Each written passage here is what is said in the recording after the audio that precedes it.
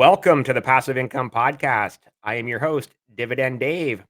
Please be sure to join the Passive Income Posse by clicking that subscribe button below.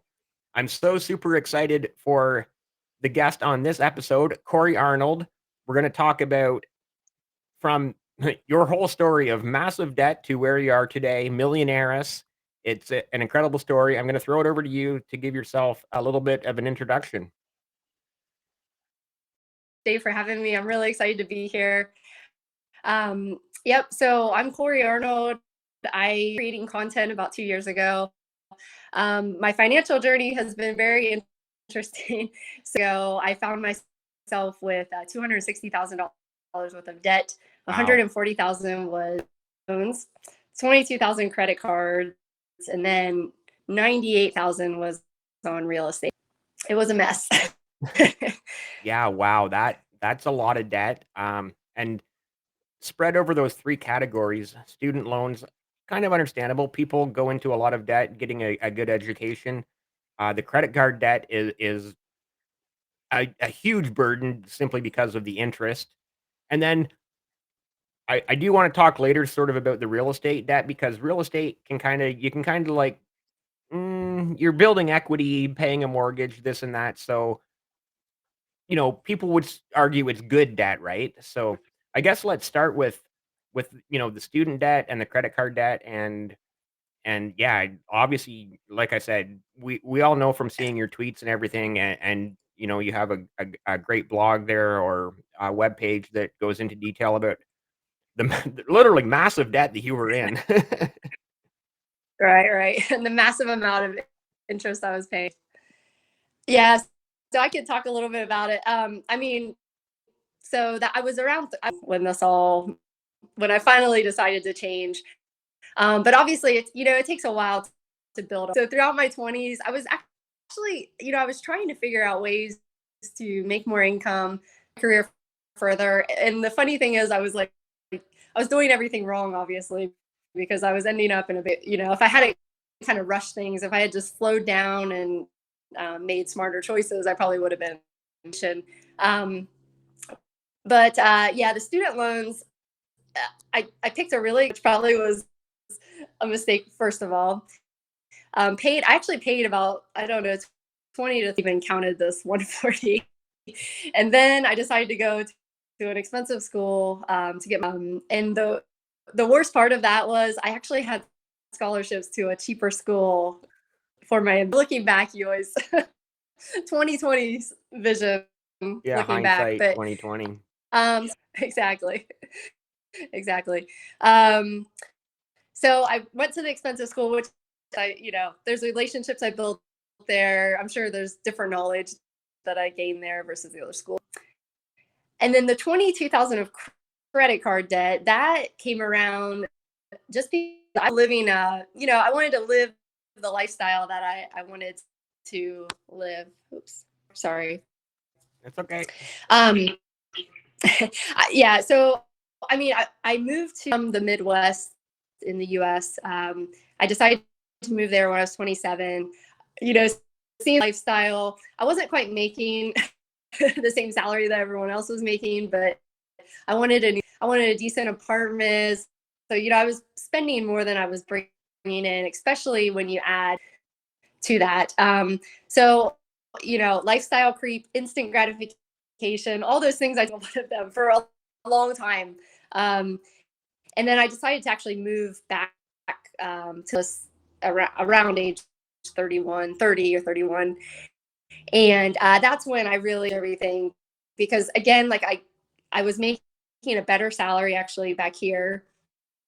And then I bought a fixer upper, which is part of that real estate debt investment. But at the time I maxed out all my credit cards to do some of the renovation I could just to continue spending. So I wasn't really learning anything. And then what happened to change it? So luckily and again, as you know, I tweet about this a lot. So 2 turning points. I finally decided to actually list my debts, which sounds so simple. And if you, it sounds like almost like really you're writing your debts down on a piece of paper, you're listing them in what's powerful about that. But clarity, I mean, when you actually understand that you have and what you're spending your money on, it's crazy how powerful that. For me, my biggest surprise and my biggest shock was that I was paying $16,000 in. I mean, $16,000, that's a lot of money, and at the time was around 50,000. So basically, like 33 cents of every dollar going to interest, which is horrible. So luckily, I've kind of turned that around. So now I'm investing about $30. But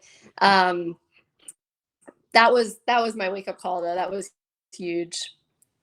Wow, yeah, I have your pinned tweet right here, and it actually is only showing at age Mhm. 31, $99,000 in debt, but you're actually saying you were quite a bit further into the hole than that. Yeah, and actually, that's my net worth. So yeah, so negative Okay, 99,000. So I had debt of the 260, and then I must have had assets around 161. Yep. So right. that was an ugly picture. That was, have a six-figure negative net worth. It's nice to have a six-figure positive positive net worth. So Yeah, yeah. for So sure. actually, that. Yeah. Go ahead. Sorry. Well, I was just kinda going through the ages here, like, in 10 years, you know, from 31 to 41, you went oh, okay, yeah, net worth, uh, negative 99,000, negative 62, negative 48. I'm kinda curious right here, age 33, 34, you went to plus 8,000, so, $56,000. I guess where did that 56 grand come from? Yeah, great point. A lot of people ask me that question. So, the first year I really lucky. I bought that fixer upper, and I put a lot of sweat equity into it. Used from that. So that's the 99 to the I think it's 62. And then what happened? I got really serious about paying off this debt. So I know a lot of, but I mean, I really skimmed down. I leaned my expenses as much as I could, and I know it doesn't sound. If you make it a challenge, like for me, I kind of, I'm really competitive, so I like to make games out Right. of perform a little better. Yeah. So for me, it was like, how little could I spend every single day? Hopefully like 4 or 5 days a week during the week where I literally didn't spend a penny. Obviously, I was on the weekends, um, but yeah. So I kind of made that a game, and I tried to make it. I'm going to sacrifice everything. So it's all about your attitude going into it, and if you term game or short term sacrifice, it's not that big of a deal. So sorry, I don't know this by heart, but one of those years I paid off 30,000 in debt. So I was literally, I think that's $5,000 to $3,000 a month that I was putting towards my debt, and that's where I was like living on. And then in 2013, I think that's around that 33, 34. I actually, two things happened. One, I sold this duplex that I had. Duplex, and again, like this is gonna sound funny because we're now in 2023, but back in 2013, we were still, recovering from the 08, 09 crisis. Properties were still pretty low, Right. and I made the mistake of overpaying for this duplex. It, um, which sounds kind of funny, but I didn't do any research, so that was a do research. I was just so excited to, be approved to invest in my first real estate. Went into it with emotions, got excited, overpaid. And this is also a rural area. So my mortgage I think I paid 68,000 for it. I was able, creative financing. I was able to put 10,000 down, and I think my like 48,000 maybe. Mhm. And that was 4 years later. And the bad part is in 2013, I sold it for 60,000. So I actually ended up losing $1,000 on the deal. But the good thing was because I had paid down the mortgage, got about $10,000 back at closing. So even though, like, if you look at the 4 years, I put it for 60. So technically that's a loss. I actually, because I had paid so much into the, I came away with like 10 or 11,000 at the closing. Right. And then at the same, so that was one able to help my net worth. And then the other piece, I like get some traction at work. So I had, when I was living in Los Angeles, I was a finance manager for 4 years while I was out there, and then I came back or move or almost to move down. So I kind of went back to an analyst position for my first couple of years, and then 13 to a manager role. So that really, I mean, making more money plus I was expenses, all that combination of just a bunch of little things really started to build momentum. Right, and the momentum really started to snowball here, like age 35. Well, age 34, that's the where we mentioned the 8K, 8,000, and then a Mm-hmm. year later, Yeah. 70,000 more.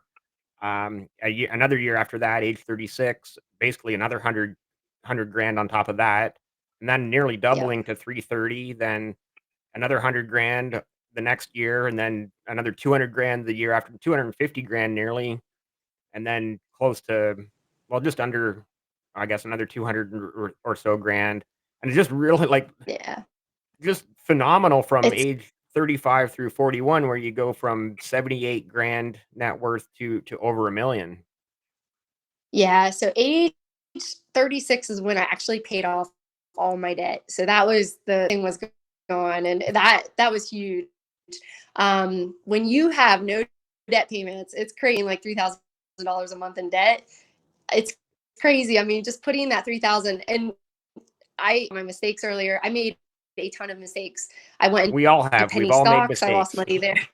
Yeah, I tried the forex. I did not do well there. So I was really afraid that right when I really had cash in my checking, I was afraid to actually invest in the stock market because I thought I'm going to do something stupid. That's what I told myself for a while. So I did something super safe, which I probably wouldn't do that today because I've got a little more experience today. But yeah, pile up, and then a year later, I did finally. Actually, it was maybe a year and a half later in 2000. Finally, put it in the market. But one thing, I mean, obviously, the market was that obviously played to my advantage. And then the other thing I did, so back in 2000 job, I actually started contributing 10% to my retirement account. It really added up. By 2016, when I paid off that 16, I had over 100,000 in my retirement account. So it wasn't like I was pretty, for me, that was really cool, and pretty exciting. And then again, like, so just a heads up, like 2022 was a pretty hard year for me included. So I took a pretty decent loss in 22. But it was really, from a market perspective, it wasn't like I was doing anything too fancy. A mutual fund, growth stock mutual funds, index funds that really performed well. So I guess let's talk about then somewhere in there in the mid-teens, 2013 or 14, maybe 2015, you did finally bite the bullet and get into the market, and sort of, I guess let's talk about that. How what sectors or companies you went into first, what you liked, maybe some of the, because here on the passive income podcast, we all talk about our mistakes, which is great because hey, Yeah. I've made tons myself. I've made more Mhm. than everybody else. I'm sure I have. I doubt it. I doubt. So yeah, just in that time Oh, frame, oh 2013, yes. 14, So 15, what? whatever Yep. years, what companies did you first get into? What got kind of how did you Yeah. first get into that market, like, dipping your toes in the water, so to speak? Yeah. I mean, for retirement, to be honest, I did something boring. I think I looked at a large cap, kind of slow and steady. I just put it in there and I didn't touch it. I didn't even look at that account, to be honest. And it's in one fund. But then my personal account, my non-investment accounts, the first I invested in 2018 in three different growth stock mutual funds, and one was a S&P 500 index fund. The day that I came to that conclusion to pick those stocks, I have a really good friend of mine, and she's much wealthier than me. And I kind of was, what are you invested in? So I picked she was in that index funds. So I picked, and then the other two, I had done a lot of research. So I listened to a lot of different financial, Susie Orman, Dave Ramsey, a bunch of Planet Money. They don't so much have investing advice. Really was trying to pick up on how do these guys pick their investments? And it really comes different things, which aren't that complicated. Right. And a lot of the large discount brokerages off. So I look at historical returns, pretty simple. I look at the 10-year past. I look at the life to date, even the 1 year, which I don't necessarily count 20 typical year. And then I also look at the expense ratio, and I really try to go with below 0.25%, unless there's some fund, I might make an exception, but for the most part, I go for cheap. cheap.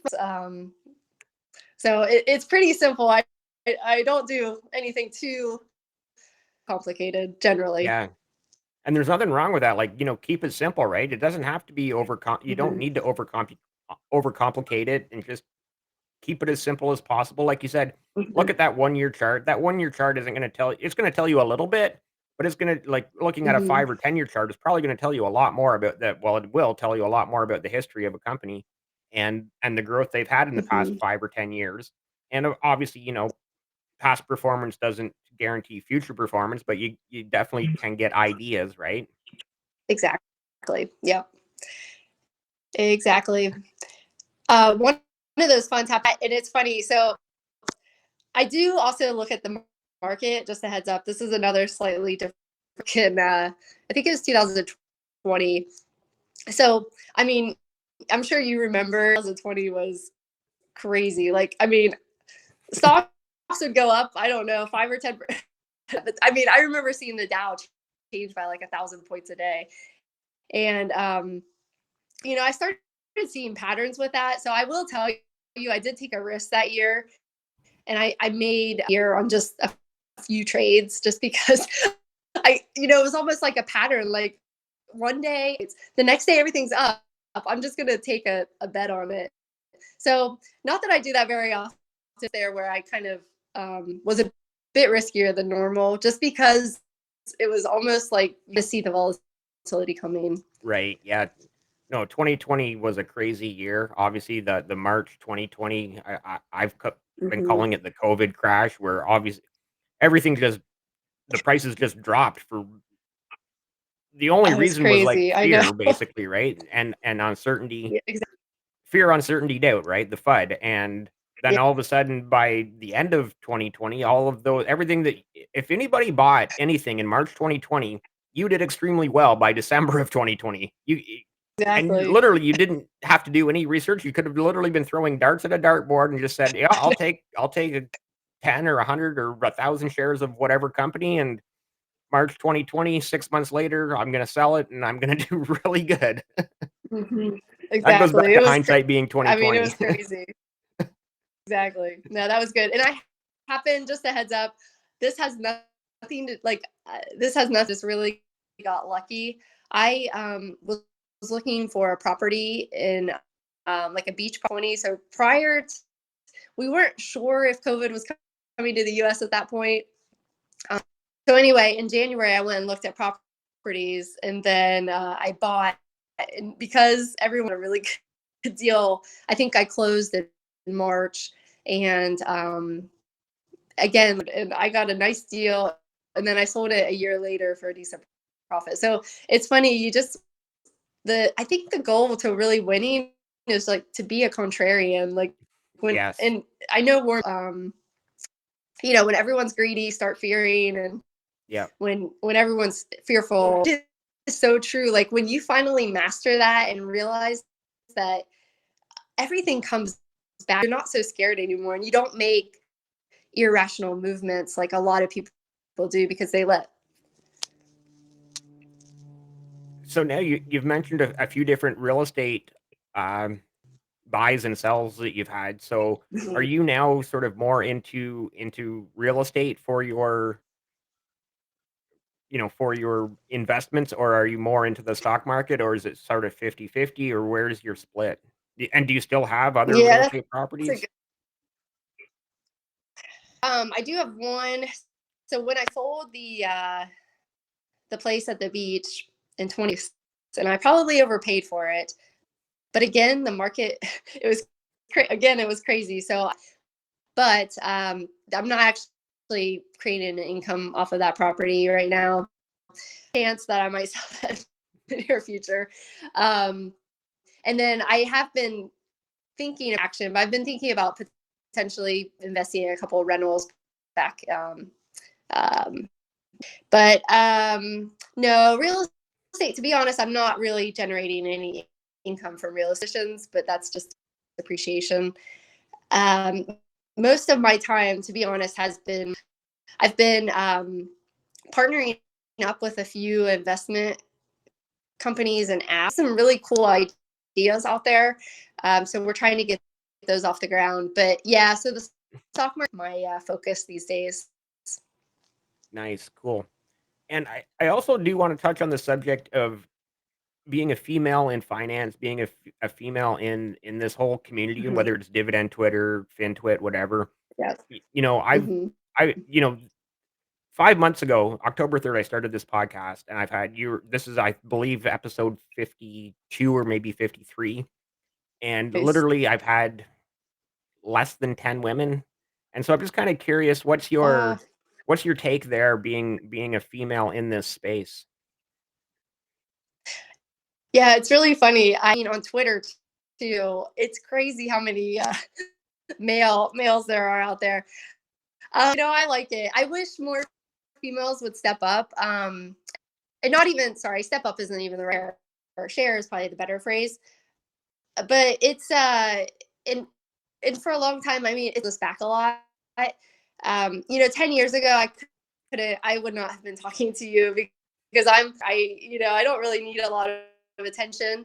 Um, so I think issue with women in general, but I'm hoping more step up because there are some male accounts out there, especially on Twitter. That's where I'm um, most active on social media.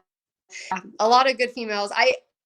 It's funny. I am used to it though, to be honest, because I work for that is primarily we're engineering, and there are a lot of male. My entire most of my career has Right. been I've been surrounded by by Surrounded by men. men, just the way you like Yeah, it. it's nothing new. But yeah, more females would share their stories because they have just as much in generally.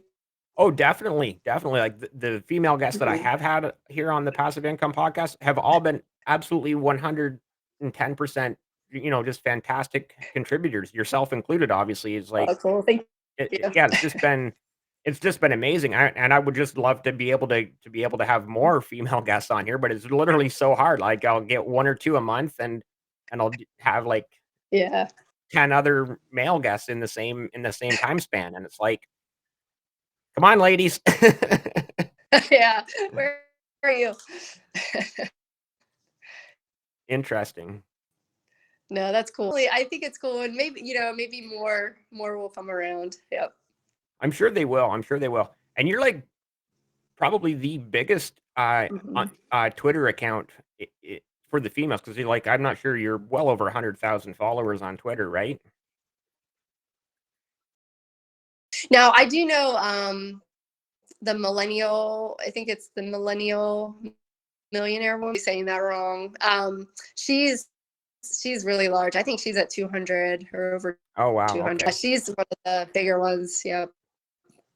Yeah. So there's a few of us out there. That's good. That's good. And yeah, like we've both said now, just hopefully it keeps growing. Let's Yeah. dive into some of the companies like in the stock market, and obviously we're talking. Mhm. this is about passive income. We love our dividends on this show. My viewers and listeners just love getting paid to not work for a company. That's pretty much my favorite saying. I love it when a company pays me to not Yeah, work for them. that's So yeah, I guess what companies or what sectors are you focused on now, and what are you thinking for the future? yeah. It's because I generally don't do this. I do have a few dividends.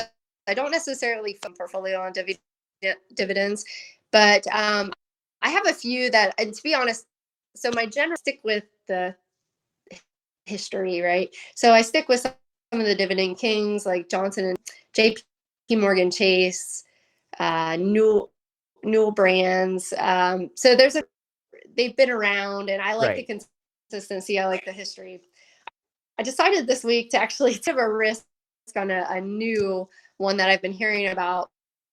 So this is in the energy sector, PXD, and the reason I chose it is because they like flying through the roof as well as their earnings. Um, Now they're dividends, but right now it's over 13%. So I don't know how long I'm gonna, but until they decide not to declare the dividend, I'll probably. Also recently had a really steep price drop when the S&P. So I love to buy stock in the red. And luckily it must have resistance this week because it hasn't, it's gone up a little bit. So hopefully it's bouncing. But that's an exciting one for me. I don't know if it's going to be a long-term play or not, but do trial and error. Yeah, fair enough. Yeah, fair enough. And yeah, buying in the red, like, we all love the red days. Although someone here, a recent guest, did just point out, if you're waiting for a red day and Monday to Thursday are green days, and then Friday is the red day, you may have been better off just to buy on Monday because the price on Monday might have been lower than that red day on Friday. So, I mean, there's That's different ways true. to think about it and look at it, right? So, Hmm. just interesting, I guess. Sorry, I think you might be cutting out. I don't always. Can you hear me? Okay. I can hear you okay. Yeah, no, I just hit my microphone. I think that's what maybe you heard. Okay. Sorry about that. Yeah, and I don't necessarily like you said. I don't always just pick. There are like if my paycheck happens to coincide with a red day, that doesn't upset to do my dollar cost averaging on a red day. Right. And yeah, so wait for a red day to invest, but it feels like a bonus to me if I do. Yeah, usually, right?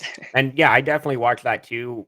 My brokerage app, it actually shows my average, so it'll say, okay, you averaged in at this Mm-hmm. price, and I can see right away. Oh, it's below my average price, so I can dollar cost average down on it if I buy another share, 5 shares, 10 share, whatever it is, right?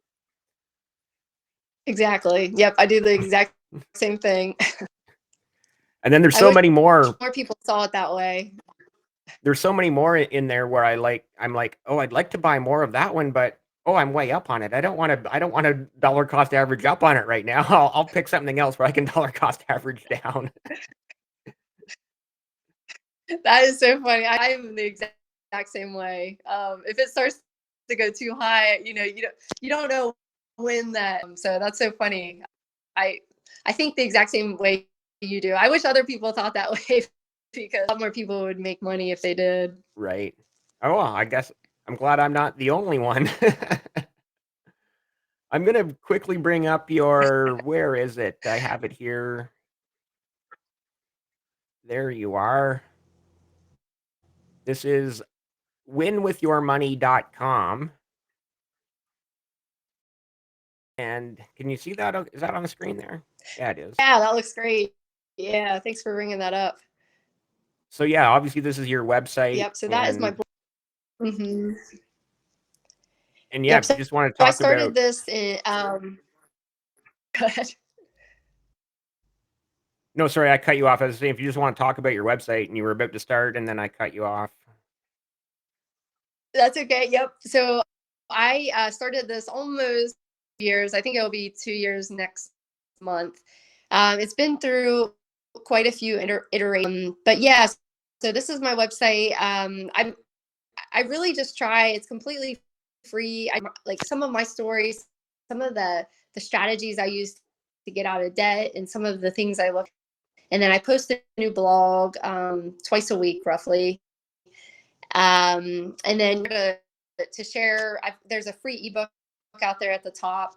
Um, I realize, I like the way you think. I want more people to think like us because, my brother, for example, he's been like reading and listening to a lot of my stuff.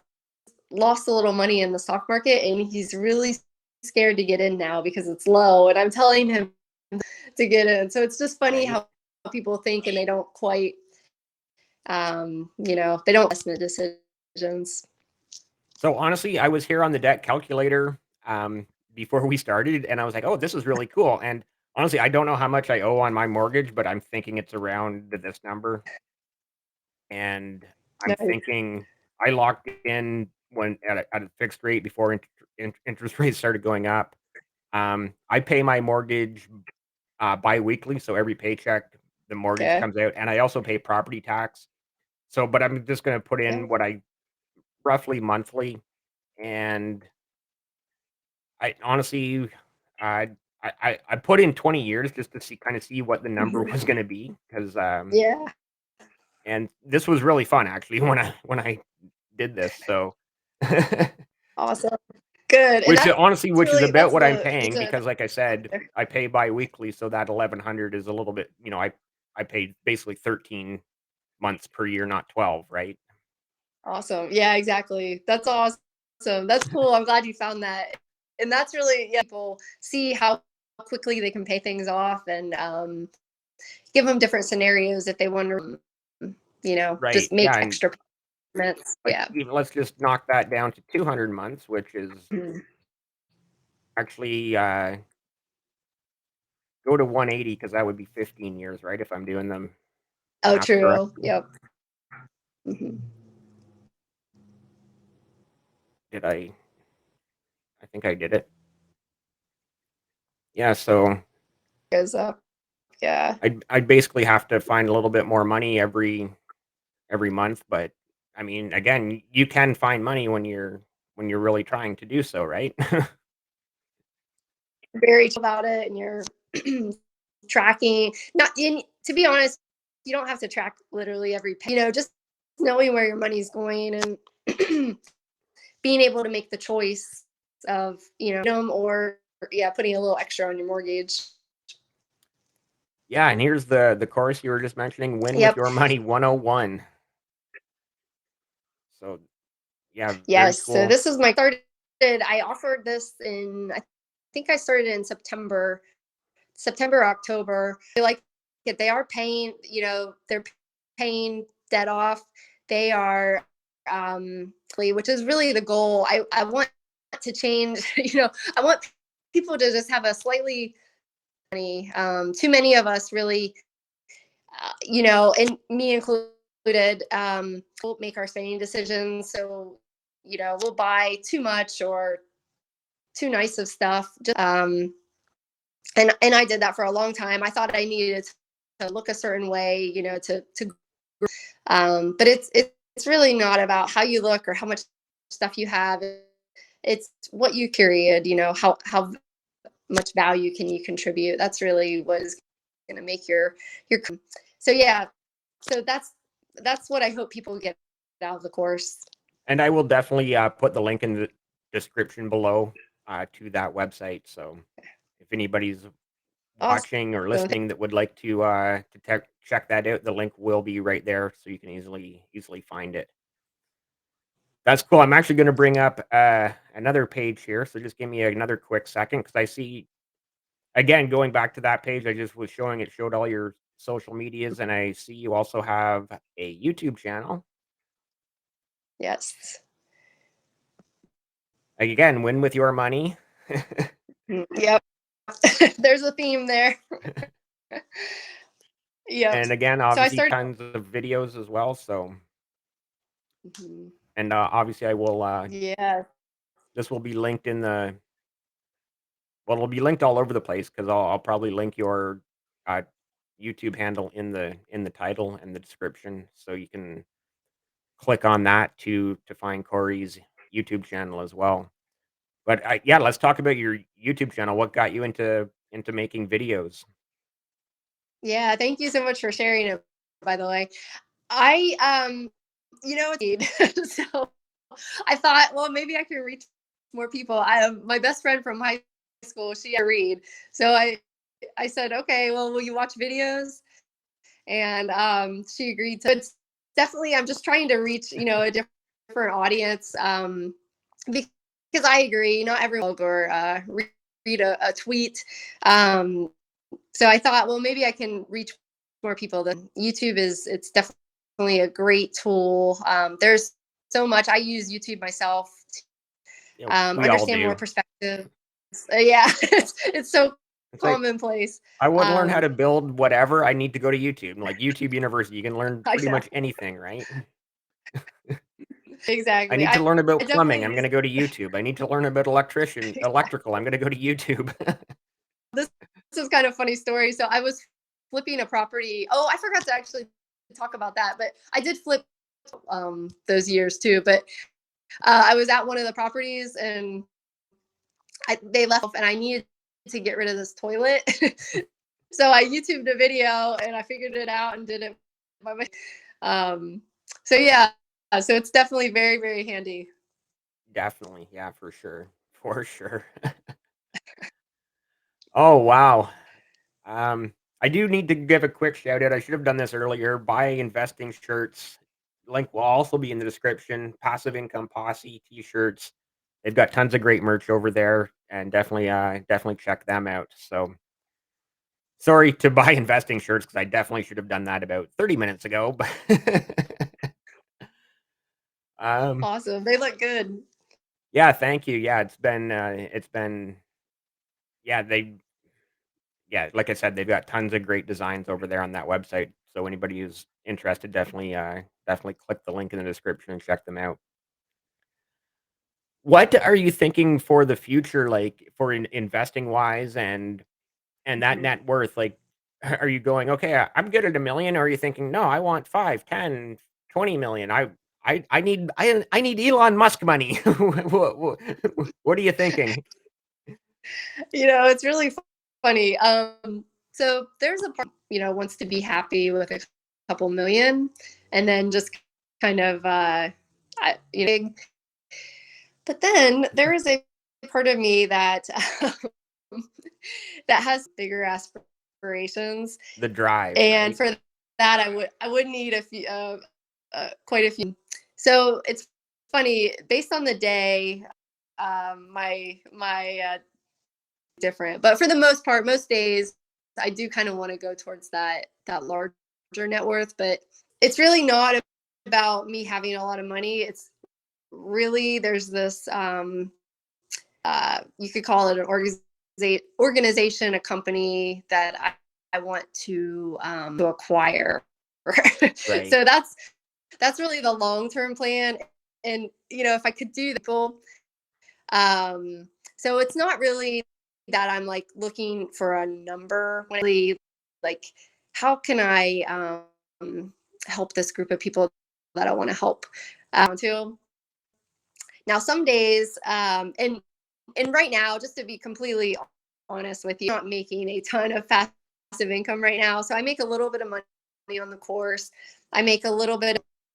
I do write sometimes for CNBC, so I make a little bit of revenue there. Being that's gonna, I can't retire from my corporate job right now. Right. Now that last 2 years, it has been steadily growing, so I'm going the right direction.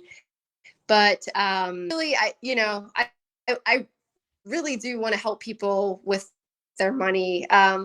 So many sleepless nights because I was stressed about my money, and I know other people are stressed at being, and I just, it's not a fun place to be. And if I can help them feel like they're in control, Right. then that's really what I want to do.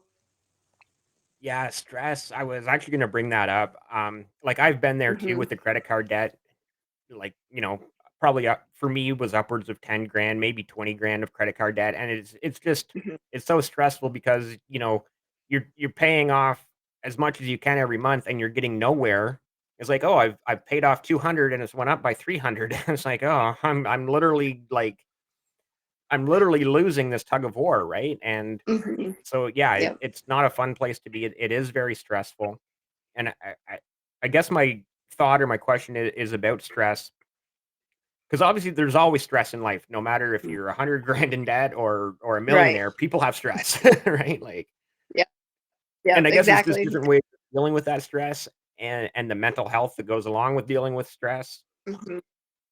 And I guess just sort of what are some of your methods of dealing with that stress and maybe talk about the different type of stress there was, being a couple 100 grand in debt to now I'm not. I'm financially more secure or stable. I guess Yeah. just like I said, you still have stress no matter what in life, but definitely Of different course, types but to of be stress. honest, exactly, and I handle it much differently today. So when I was living in Los Angeles, I was very stressed. I was, grow.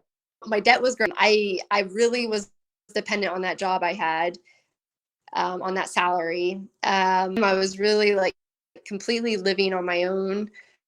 So I didn't. I mean, I had like we were that close. I mean, they would have helped me out if I needed it, but I felt on my and um, that comes with a lot of stress when you're making lots of payments, you're at school at night. And then to be honest, when I moved back to the Midwest, I was still under stress I had made for myself.